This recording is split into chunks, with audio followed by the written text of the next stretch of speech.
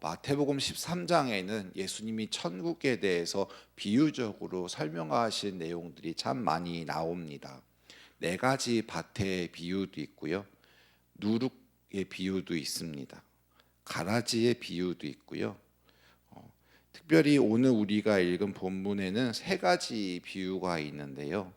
하나는 밭에 감추인 보화 비유, 두 번째는 진주 비유, 세 번째는 물고기를 가득 모은 그물 비유, 이렇게 세 가지가 있습니다. 그러면 예수님께서 말씀하신 천국에 대한 그 비유는 어떻게 되었다고 말씀하셨을까요? 먼저 밭에 감추인 보화의 비유를 살펴보면은 예수님께서 이 밭에 감추인 보화의 비유를 통해서 천국을 말씀하시는 것은 천국이 존재하고 있는데 첫 번째는 발견해야 한다는 겁니다. 44절에 사람이 이를 발견한 후라고 이렇게 기록하고 있는데요. 있는 천국을 어떤 사람은 발견하는 사람이 있고 있어도 그것을 발견하지 못하는 사람이 있습니다. 감춰졌기 때문에 쉽게 찾을 수는 없지만 분명한 것은 존재하고 있다는 것을 천국에 대해서 예수님이 말씀하고 있는 거죠. 사실 마태복음은 유대인을 대상으로 쓰여진 성경이기 때문에 이 유대인들은 천국 하면은 하나님의 나라를 그들은 자연스럽게 떠올릴 수밖에 없었습니다. 그럼에도 불구하고 유대인들이었지만 이들을 또 역시 이 천국을 발견하지 못하는 사람이 있다는 것을 예수님은 말씀하시고 계신 것이죠. 발견한 사람은 그 발견한 사람에 대해서는 그 사람은 기뻐하게 됩니다. 기뻐하는 이유는 무엇일까요? 누구나 볼 수 있다면 그렇게 크게 기뻐하지는 않을 겁니다. 그런데 발견할 수 있는 사람에게 발견되어지는 이 천국에 대한 비밀은 하나님께서 은혜를 베푸셔서 그가 하나님의 백성이 되어야 그 천국을 발견할 수 있기 때문에 그렇죠. 이 기뻐한 사람은 어떻게 하나요? 44절 끝에 보니까 자기의 소유를 다 팔아 그 밭을 산다라고 말합니다. 어떻게 자기의 소유를 다 팔 수 있을까요? 가장 귀한 가치, 가장 최상의 가치를 이 사람은 발견했기 때문입니다. 우리도 이 세상을 살면서 거래를 많이 합니다. 돈을 주고 물건을 사는 거래들을 많이 하는데요. 필요할 때 음식이나 식자재를 많이 사기도 합니다. 때로는 집에 들이는 가구나 여러 가지 생필품을 사기도 하는데요. 그것은 그냥 응당 그것에 대한 값을 지불하고 사는 거지만 우리의 소유를 다 팔아서 그 어떤 것을 사기 위해서 우리는 부단히 노력하는 거는 사실 우리 인생이 그렇게 많이 찾아오지는 않는 것 같습니다. 어느 정도 일정 가격을 지불하고 어떤 물건을 사고 그 물건을 사용하다가 그 물건의 활용도가 다 되면 다른 물건으로 또 새로 구입하게 되는 것이 우리가 사는 이 세상인데요. 그런데 예수님께서 천국은 자기의 소유를 다 팔아서 그 천국을 사기 위해서 그 발견한 보석을 사기 위해서 하는 사람 같이 자기의 모든 소유를 다 팔아 그것을 산다라고 말씀하시는 것은 이 천국이 그만큼 가장 큰 최상의 가치이고 어떤 것과도 비교 불가한 하나님의 불가항력적인 은혜임을 예수님께서는 제자들에게 설명해 주시고 계신 것입니다. 두 번째 예수님께서 말씀하신 비유를 살펴보자면 진주 비유입니다. 이건 역시 앞에서 살펴본 감추인 보화의 비유와 비슷한 점이 많이 있는데요. 이것도 역시 극히 값진 진주를 발견한 사람을 말합니다. 진주를 구하는 좋은 장사가 있습니다. 좋은 진주를 구하려고 부더니도 찾아다니겠죠. 근데 진주에 보면 좋은 진주라고 표현하는 것을 보면 별로 좋지 않은 진주도 있을 것 같은데요. 좋은 진주를 찾기 위해서 여러 곳을 찾아 돌아다니는데 정말 극히 값진 진주 하나를 이 사람이 발견합니다. 그러자 앞에 나온 것과 같이 자기의 소유를 다 팔아서 그 진주를 샀다라고 말합니다.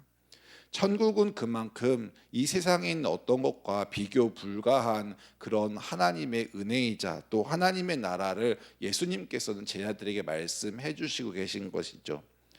우리는 이 세상을 살아갈 때에 사실 어떤 천국에 대한 소망은 같지만 천국에 대한 경험은 사실 별로 많이 하지 못하고 살아갈 때가 많습니다.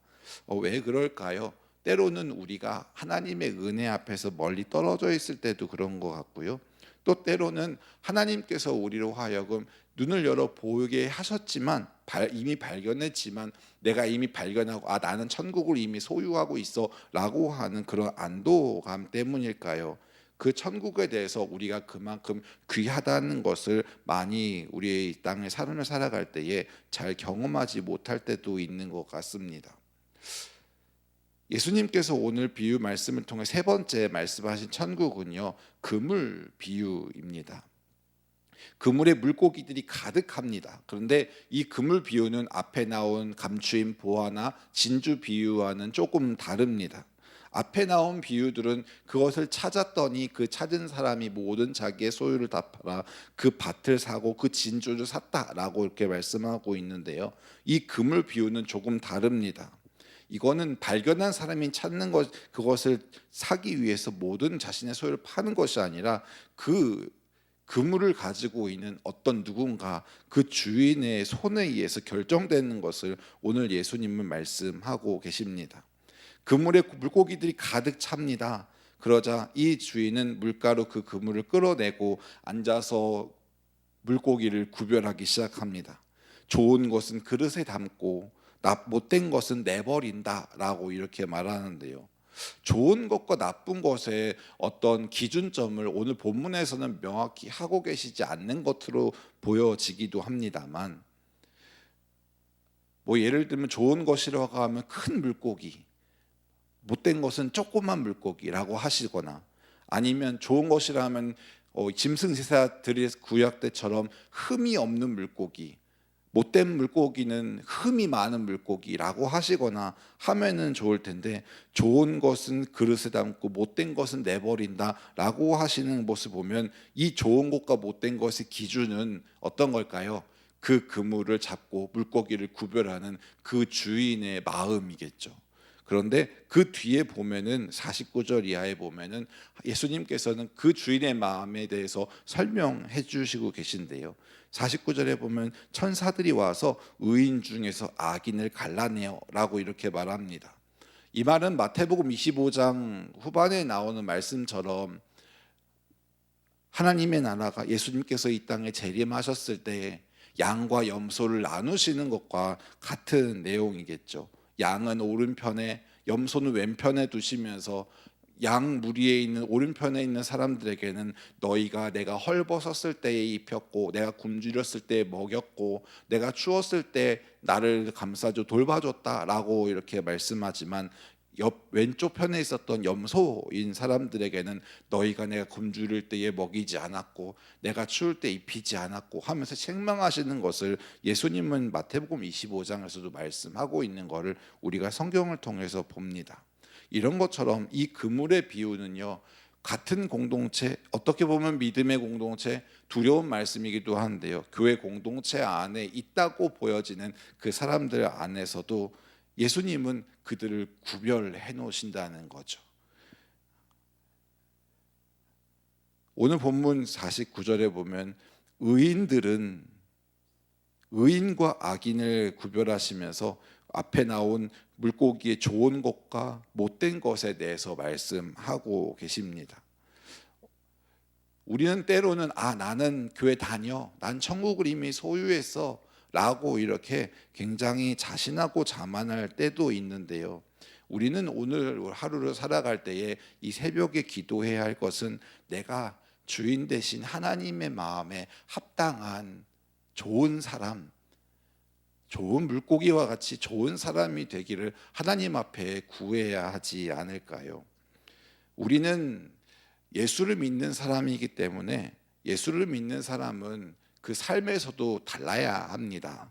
그것을 우리가 구별되었다, 거룩하다라고 이렇게 표현하기도 하는데요, 오늘 우리의 삶 속에서 하나님이 보시기에 좋은 사람, 사람이 보기에 좋은 사람도 참 필요한데 무엇보다 하나님이 보시기에 임준영이는 참 좋은 사람이야 라고 이렇게 인정하실 만큼 우리의 삶이 이 세상의 삶과 좀 다르게요, 거룩하게 구별된 삶으로 살아갈 수 있는 저와 여러분이 되시면 어떨까요?